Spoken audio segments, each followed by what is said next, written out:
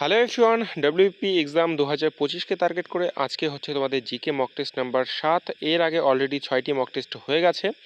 তোমরা যারা দেখোনি এই ভিডিওর ডেসক্রিপশন বক্সে এবং এই ভিডিওর আই বাটনে তার তোমরা প্লে লিস্ট পেয়ে যাবে। সেখান থেকে গিয়ে কিন্তু আগের যে 6টি মক টেস্ট রয়েছে সমস্তগুলো কিন্তু তোমরা কমপ্লিট করে নেবে। আজকে এই ভিডিওর মাধ্যমে গুরুত্বপূর্ণ 40টি প্রশ্ন তোমাদের জন্য রেখেছি।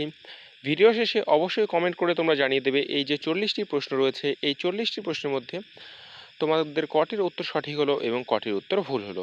তো চলো আজকের এই গুরুত্বপূর্ণ ভিডিওটি শেষ পর্যন্ত দেখবে এবং প্রত্যেকটা কোশ্চেনের অ্যান্সার করার চেষ্টা করবে। তো চলো শুরু করছি। আজকের প্রথম প্রশ্ন দেখে নাও কী দেওয়া রয়েছে। A brief history of time বইটি কার লেখা? A brief history of time বইটি কার লেখা? আজকের প্রথম প্রশ্নের অ্যান্সার তোমরা করবে এই ভিডিওর কমেন্ট বক্সে। তো দেখো এই প্রশ্নের সঠিক উত্তর হয়ে যাবে কিন্তু অপশন ডি, স্টিফেন হকিংস হচ্ছে কিন্তু a brief history of Times এই বইটির লেখক। অপশন ডি যারা করেছো তারা কিন্তু প্রত্যেকেই সঠিক। পরবর্তী প্রশ্ন আমরা দেখব, চাঁদের দক্ষিণ মেরুতে প্রথম অবতরণকারী দেশ কোনটি? চাঁদের দক্ষিণ মেরুতে প্রথম অবতরণকারী দেশ কোনটি? কী হবে সঠিক উত্তর? তোমরা রাখবে ভারত হচ্ছে কিন্তু সেই দেশ যে চাঁদের দক্ষিণ মেরুতে কিন্তু প্রথম অবতরণ করে। কত সালে? 2023 সালে। পরবর্তী প্রশ্ন আমরা দেখব, নেলসন ম্যান্ডেলা কোন দেশের প্রথম কৃষ্ণাঙ্গ রাষ্ট্রপতি ছিলেন? নেলসন ম্যান্ডেলা কোন দেশের প্রথম কৃষ্ণাঙ্গ রাষ্ট্রপতি ছিলেন? কী হবে সঠিক উত্তর? তো দেখো চারটি অপশন দেওয়া রয়েছে, চারটি অপশনের মধ্যে কোনটি হবে সঠিক উত্তর? তোমরা রাখবে তিনি ছিলেন কিন্তু দক্ষিণ আফ্রিকার প্রথম কৃষ্ণাঙ্গ রাষ্ট্রপতি। ঠিক আছে, অপশন সি হয়ে যাবে কিন্তু এই প্রশ্নের সঠিক উত্তর। পরবর্তী প্রশ্ন আমরা দেখব, গদর আন্দোলনের সাথে কে যুক্ত ছিলেন? গদর আন্দোলনের সাথে কে যুক্ত ছিলেন? আজকের আমাদের 4 নম্বর প্রশ্ন, গদর আন্দোলনের সাথে কে যুক্ত ছিলেন? তো কী হবে সঠিক উত্তর? তোমরা রাখবে গদর আন্দোলনের সাথে কিন্তু লালা হরদয়াল তিনি কিন্তু যুক্ত ছিলেন। পরবর্তী প্রশ্ন দেখো, সার্ক এর সদর দপ্তর কোথায়?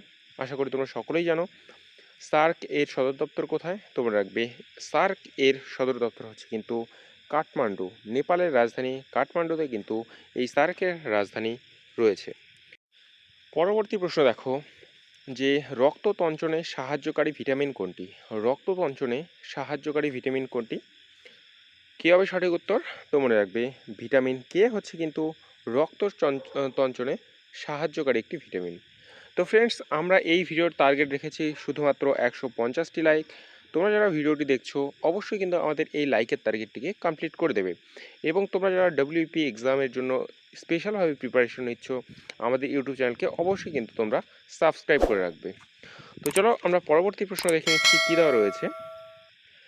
পঞ্চবার্ষিকী পরিকল্পনা প্রবর্তনের মূল লক্ষ্য কী ছিল? পঞ্চবার্ষিকী পরিকল্পনা প্রবর্তনের মূল লক্ষ্য কী ছিল? কী হবে সঠিক উত্তর?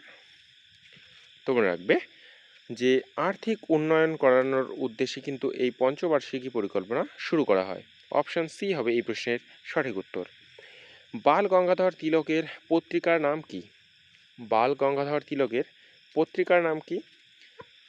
কী হবে সঠিক উত্তর? তোমরা রাখবে কেশরী হচ্ছে কিন্তু বাল গঙ্গাধর তিলকের পত্রিকার নাম। তো দেখো বাল গঙ্গাধর তিলক মারাঠা এবং কেশরী এই নামে দুটি পত্রিকা কিন্তু সম্পাদন করেছেন। তো অপশনে কি দেওয়া ছিল? তো কেশরী দেওয়া ছিল, সেই জন্য কেশরী হচ্ছে কিন্তু এই প্রশ্নের সঠিক উত্তর।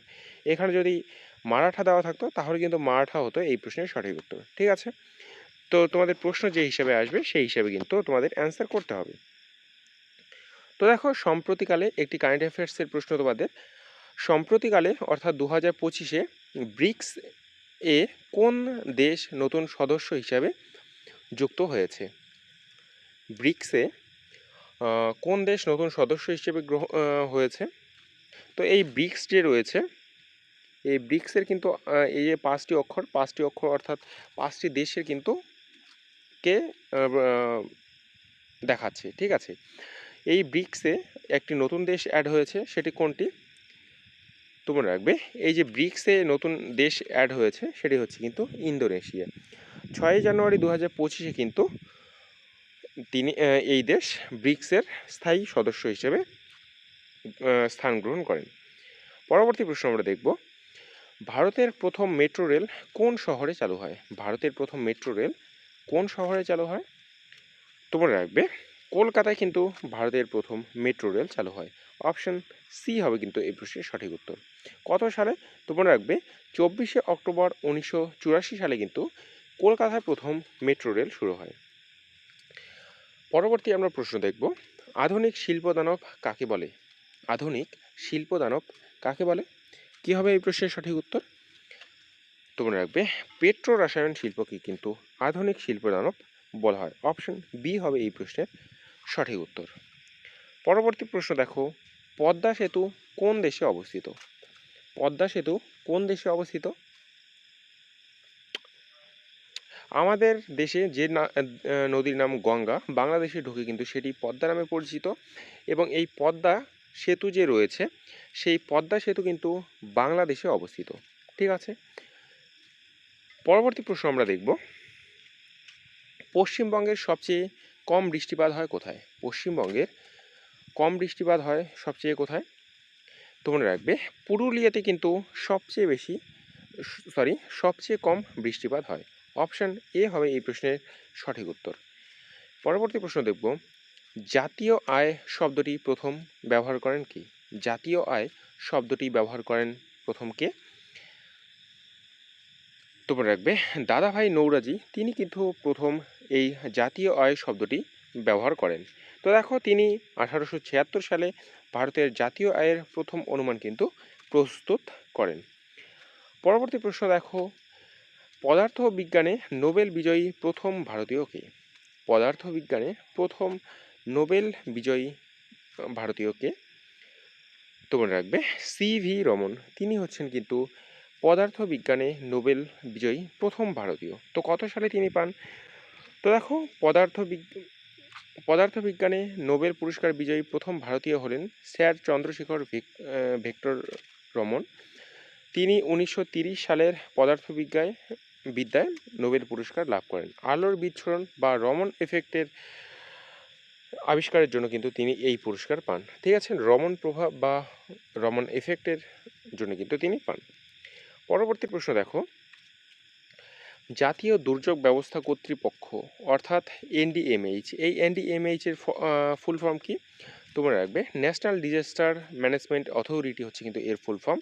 এর প্রধানকে তোমরা রাখবে ন্যাশনাল ডিজাস্টার ম্যানেজমেন্ট অথরিটি, এর প্রধান সবসময় কিন্তু আমাদের ভারতের প্রধানমন্ত্রী হয়ে থাকে, অর্থাৎ ভারতের যেই প্রধানমন্ত্রী হোক সেই কিন্তু এই যে NDMA এর কিন্তু প্রধান থাকবে। তো বর্তমানে কে রয়েছে? তো মনে রাখবে বর্তমানে আমাদের শ্রী নরেন্দ্র মোদী কিন্তু এই NDMA এর প্রধান রয়েছে। পরবর্তী প্রশ্ন দেখো, ভারতে মোট কয়টি হাইকোর্ট রয়েছে? 2025 অনুযায়ী ভারতে মোট কয়টি হাইকোর্ট রয়েছে?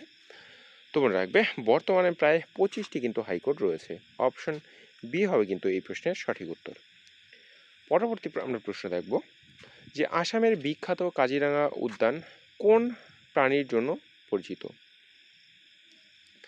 আসামের বিখ্যাত কাজিরাঙা উদ্যান কোন প্রাণীর জন্য পরিচিত? কি হবে সঠিক উত্তর?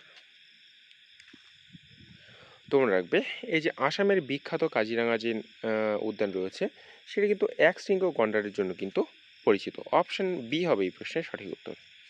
হিমোগ্লোবিনে যে ধাতু থাকে, হিমোগ্লোবিনে যে ধাতু থাকে, কি হবে সঠিক উত্তর?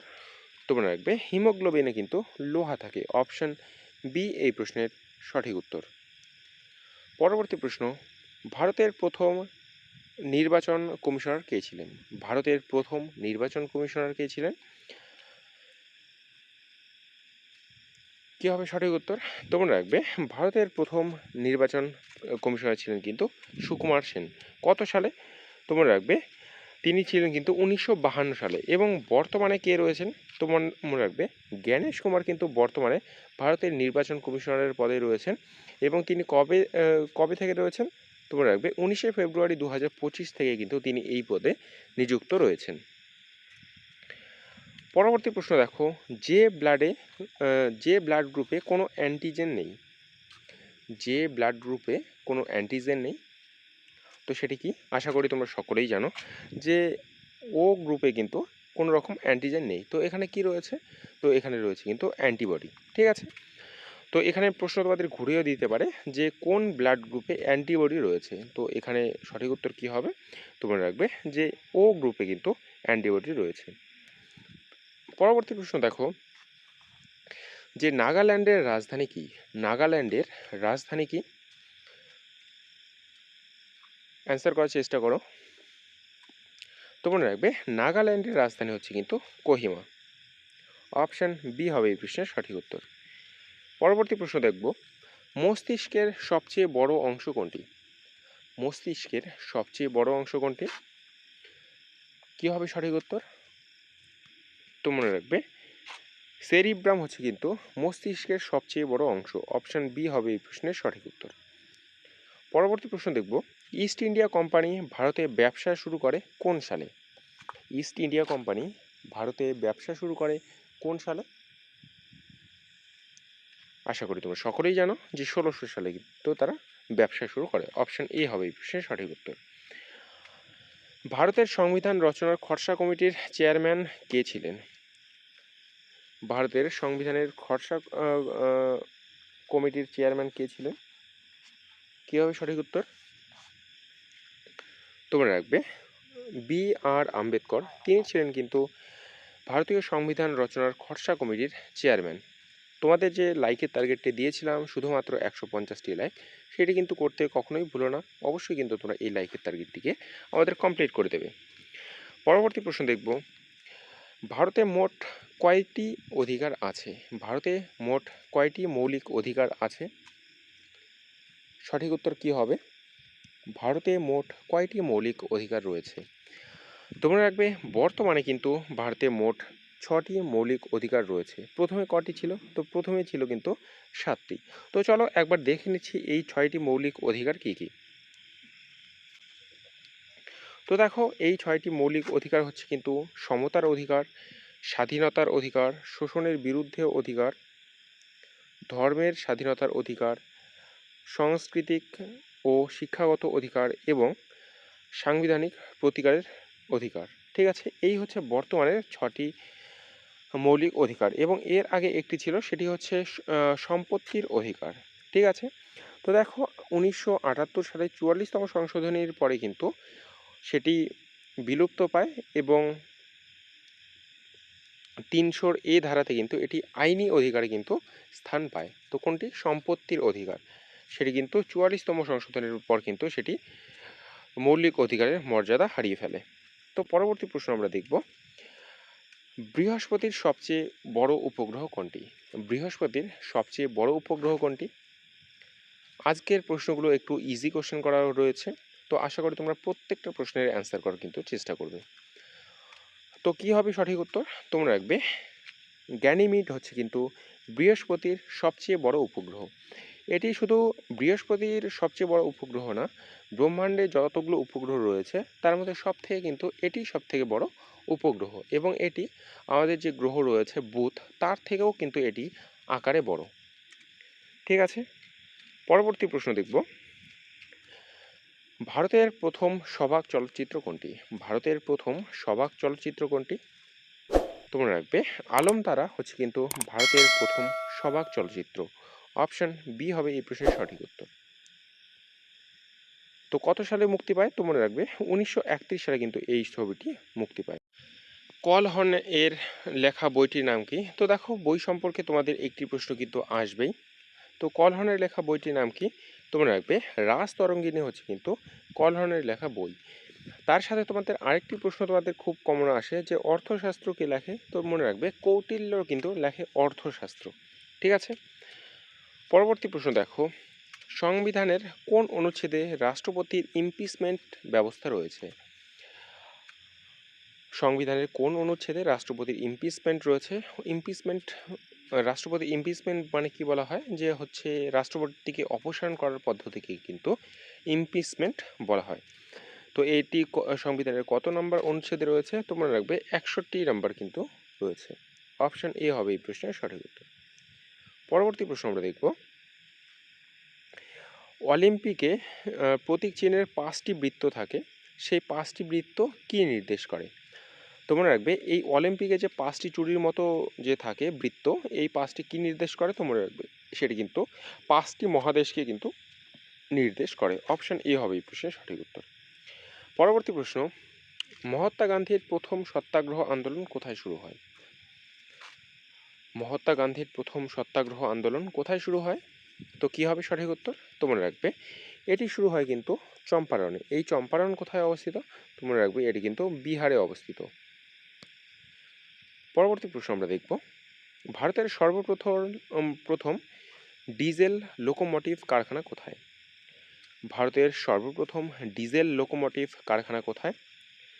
তো কি হবে সঠিক উত্তর? তো মনে রাখবে বারাণসী হচ্ছে কিন্তু এই প্রশ্নের সঠিক উত্তর। এটি কবে প্রতিষ্ঠিত হয়? তো মনে রাখবে 1961 সালের আমেরিকার ALCO এর সহযোগিতা কিন্তু এটি প্রতিষ্ঠিত হয়। পরবর্তী প্রশ্ন দেখো, ইসরো এর পূর্ণরূপ কি? ইসরো আমাদের ভারতের স্পেস গবেষণা কেন্দ্র, এটির ফুল ফর্ম কি? তো মনে রাখবে এই যে ইসরো এর ফুল ফর্ম হচ্ছে কিন্তু ইন্ডিয়ান স্পেস রিসার্চ অর্গানাইজেশন হচ্ছে কিন্তু এর ফুল ফর্ম বা পূর্ণরূপ। এটি কত সালে স্থাপিত হয়? তো মনে রাখবে 15ই আগস্ট 1969 সালে কিন্তু এটি প্রতিষ্ঠিত হয়। পরবর্তী প্রশ্ন আমরা দেখব, ডিসকভারি অফ ইন্ডিয়া গ্রন্থের রচয়িতাকে? ডিসকভারি অফ ইন্ডিয়া এই গ্রন্থের রচয়িতাকে? তোমরা রাখবে ভারতের প্রথম প্রধানমন্ত্রী জওহরলাল নেহেরুর রচনা কিন্তু এই ডিসকভারি অফ ইন্ডিয়া। এই রকম প্রশ্ন কিন্তু তোমাদের একটি প্রশ্ন থাকবেই। তো এটি কবে লেখেন বইটি? তো দেখো, দ্য ডিসকভারি অফ ইন্ডিয়া বইটি ভারতের প্রথম প্রধানমন্ত্রী পণ্ডিত জওহরলাল নেহেরু 1942 থেকে 1945 খ্রিস্টাব্দ সময়ের মধ্যে আহমেদনগর ফোর্ট কারাবাসকালে কিন্তু সেটি রচনা করেন। বইটি 1944 খ্রিস্টাব্দে লেখা শেষ হলেও কিন্তু 1946 সালে কিন্তু এটি প্রকাশিত হয়। পরবর্তী প্রশ্ন দেখো, ভারতের প্রথম তথ্য প্রযুক্তি পার্ক কোথায় স্থাপিত? এর আগেও তোমরা হয়তো আমাদের মক টেস্টে এই প্রশ্নটি পেয়েছো, কারণ ইম্পর্টেন্ট কোশ্চেন, তার জন্য কিন্তু রিপিট করা হয়। তো ভারতের প্রথম তথ্য প্রযুক্তির পার্ক কোনটি? তো মনে রাখবে বেঙ্গালুরুতে ভারতের প্রথম তথ্য প্রযুক্তির পার্ক কিন্তু অবস্থিত। এটাকে আইটি হাবও কিন্তু বলা হয়। পরবর্তী প্রশ্ন দেখো, গোল্ডেন ফাইবার কোনটিকে বলা হয়? গোল্ডেন ফাইবার বলতে কি বোঝানো হয় বা কাকে বলা হয়? তোমরা রাখবে এই গোল্ডেন ফাইবার বা সোনালী তন্তু কিন্তু বলা হয় পাটকে। অপশন বি হবে এই প্রশ্নের সঠিক উত্তর। পরবর্তী প্রশ্ন দেখো, ভাটনাগর পুরস্কার কোন ক্ষেত্রে দেওয়া হয়? পুরস্কার থেকেও তোমাদের একটি প্রশ্ন আসতে পারে। তো এই ভাটনগর যে পুরস্কার রয়েছে সেটি কোন ক্ষেত্রে দেওয়া হয়? তোমরা রাখবে বিজ্ঞান এবং প্রযুক্তির ক্ষেত্রে কিন্তু এই পুরস্কারটি দেওয়া হয়ে থাকে। অপশন নম্বর সি হবে কিন্তু এই প্রশ্নের সঠিক উত্তর। পরবর্তী প্রশ্ন আমরা দেখব, সুব্রত কাপ কোন খেলার সঙ্গে যুক্ত? তোমাদের খেলাধুলা কোন শব্দ কোন খেলার সাথে যুক্ত, ঠিক আছে, এবং কোন কাপ কোন খেলার সঙ্গে যুক্ত, এইরকম একটি প্রশ্ন কিন্তু তোমাদের থাকবে। তো কী হবে সঠিক উত্তর? তোমরা রাখবে এটি কিন্তু ফুটবল খেলার সাথে যুক্ত। অপশন ডি হবে এই প্রশ্নের সঠিক উত্তর। পরবর্তী প্রশ্ন দেখো, কে লালকেল্লা নির্মাণ করেন? কে লালকেল্লা নির্মাণ করেন? কী হবে সঠিক উত্তর? তোমরা রাখবে শাহজাহান, তিনি কিন্তু লালকেল্লা প্রতিষ্ঠা করেন।